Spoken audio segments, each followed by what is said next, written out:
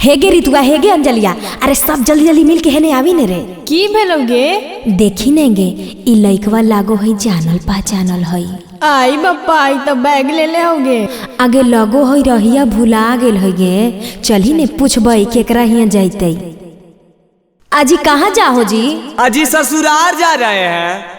अजी ससुरा के नाम की हको? अजी नाम तो नहीं जानते हैं, लेकिन जो मेरे ससुर जी है ना वो बहुत बड़े आदमी हैं। अच्छा अंबानी हुकुम की? अजी मजाक मत उड़ाइए, उनसे भी बड़े आदमी हैं।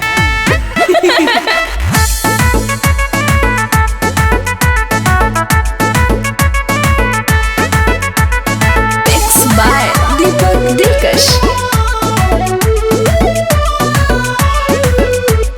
चेहरा तो जाना पहचाना है, बोलिए मुसाफिर कहाँ जाना है। अरे ये जी, अरे बोलिए।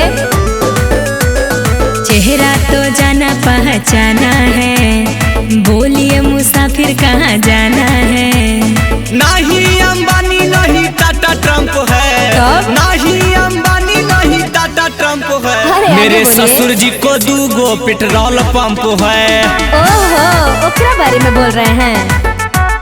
एगो नवादा एगो मीरगंज है, एगो गया एक वजीरगंज है। मेरे ससुर जी को 2 पेट्रोल पंप है। हमारा ससुर जी को 2 पेट्रोल पंप है। पेट्रोल पंप तो है, लेकिन किसका है ये नहीं पता।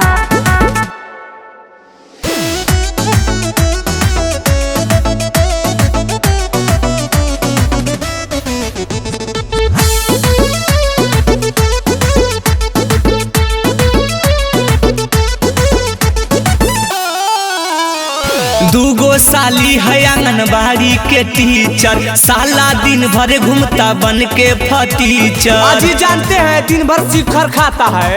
आगे राहुलवा है की गे, उहे दिन भर शिखर खा के थू थू करते रहो। नहीं नहीं नहीं, मेरा साला का नाम राहुल नहीं है, वो तो हमारा दोस्त के नाम है। 2 साली है आंगनबाड़ी के टीचर, साला दिन भर घूमता बन के फटीचर। दुआरे के अगुआ में हैंड पंप है, दुआरे के अगुआ में हैंड पंप है। मेरे ससुर जी को 2 पेट्रोल पंप है। हमारा ससुर जी को 2 पेट्रोल पंप है।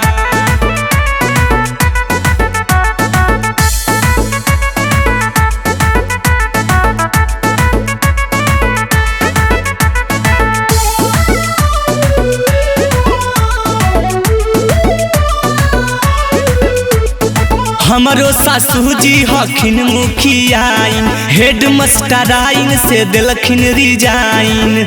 अजी इसी बार जीते हैं पूरे 2000 वोट से। अच्छा लगो है मुखियाइन चाची के दमदा हखिन गे। नवादवा वाला हो की मेहमान? हाँ जी सही पकड़े हैं। तब हम आपका साली न लगेंगे जीजा जी, प्रणाम। हमारो सासू जी हखिन मुखियाइन, चंदनी अमित इनको जानते हैं फाइन। देखो इनकर चुनाव चिन्ह टेबुल लंप है, देखो इनका चुनाव चिन्ह टेबुल लंप है। मेरा ससुर जी को 2 पेट्रोल पंप है। हमारा ससुर जी को 2 पेट्रोल पंप है।